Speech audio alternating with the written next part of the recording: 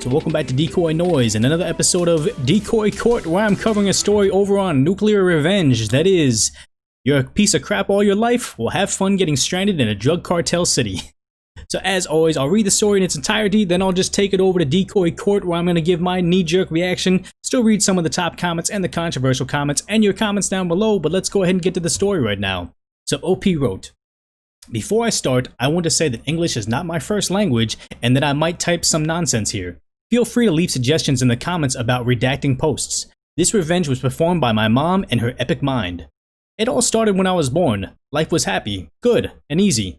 My brother was good and a working person. College dropout, but always very smart, and that's what we thought.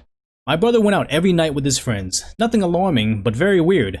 Time passed and I turned 10 years old. At this point, my brother had a girlfriend, a son, and had already moved out. It was fun until my brother moved back in with me and my parents.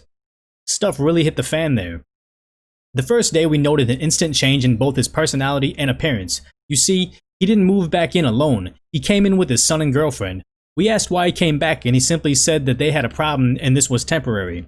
For his girlfriend, to which I will refer as D, and son, this was very true. But he stayed for the rest of this story in our house.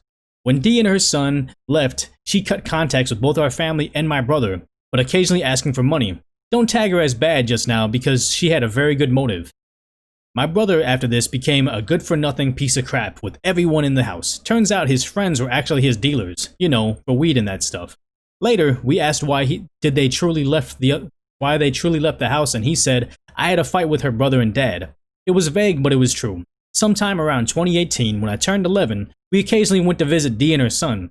One of those times, my mom asked why she cut contacts. The truth was that my brother was emotionally, physically, verbally abusing her. She didn't press charges and still refused to do so out of fear.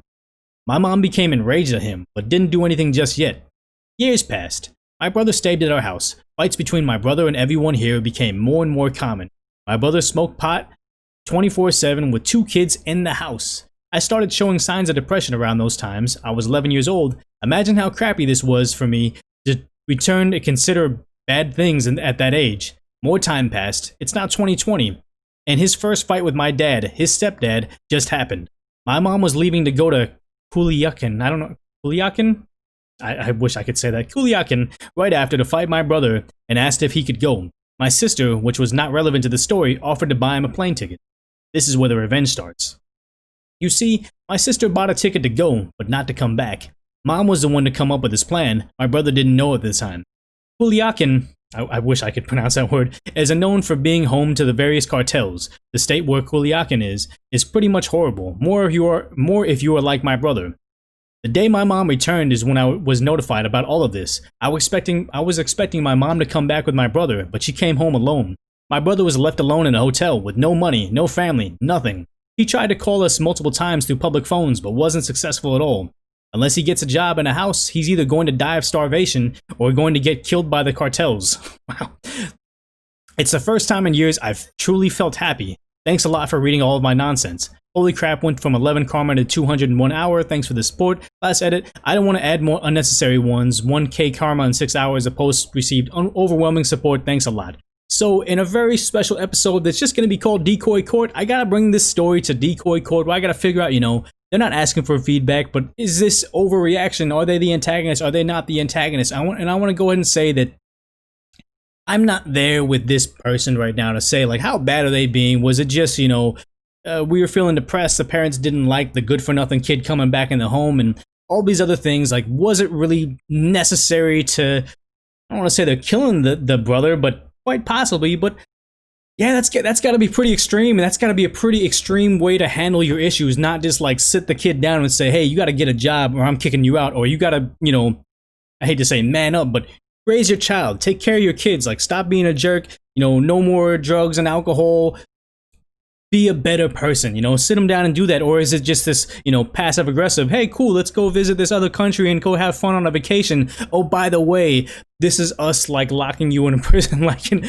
and this is the equivalency of when you take your dog out and you're like, hey, You want to go to the park? You want to go to the park? Give him some treats, get him the harness, and then you just show up and it's not the park, it's actually the vet. And you're going to give him some shots, and then you're going to put him in the pound for a while because you guys are going on vacation and there's no one to watch the dog. Like, that's essentially what you did right there. So, was it really the correct thing to do? I'm going to go ahead and say no, in a very, very lightly way, saying like, yeah, you kind of are messed up for doing this, but I'm not there. I don't see all of the entire story. Like, this story is from someone that doesn't speak English as their native tongue, and also saw this through the lens of, like, you know, an 11-year-old, like, oh yeah, I'm depressed and he's doing terrible things and they're sending him away to some other country. I imagine there's much, much more to the story other than just him not taking care of his kids, him getting a divorce, and then also him being good for nothing. There's probably much, much, much more to the story that we're not seeing, but as always, make sure you we'll take a short break still before we get to those top comments.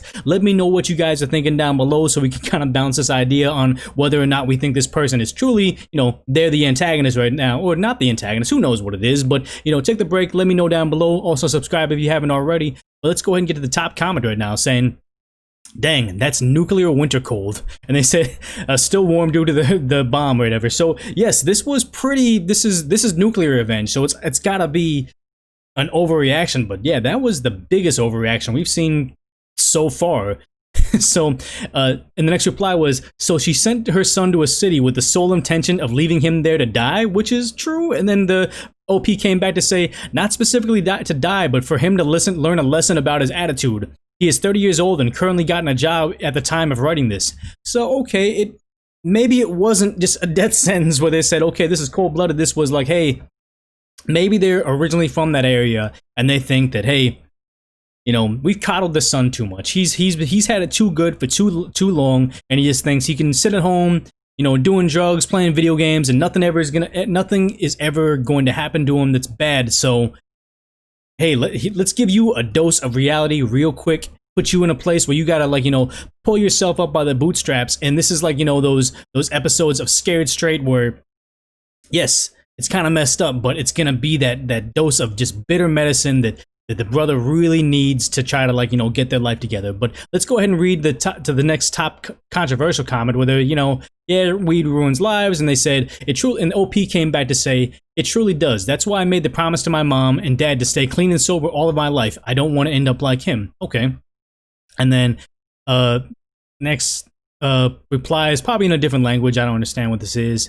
And the next person saying, okay, so just people commenting on the English. So as always, you know, this is a different thing we're doing. I guess the controversial section in Nuclear Pro or Petty Revenge isn't going to be as good as over on Am I the Antagonist or Relationships. So maybe cover less of that, more of the top comments. Let me know how you kind of like the new format, and just, you know, earn yourself the Decoy coin by telling me if you like the Decoy Court podcast for what it is, where we're just going to judge online strangers, no matter what they're doing online. But as always, if you made it this far in the video, I want to say I appreciate you guys hanging out. If you want to hear more of my voice prattling on about nonsense, check out that other channel, the Decoy Court. It's going to be in the description. It's going to be animated, it's going to be silly, it's going to be nonsense, but check it out if you like this content. But if nothing else, go ahead and just put this on autoplay and watch the next episode of DecoyNoise coming up next.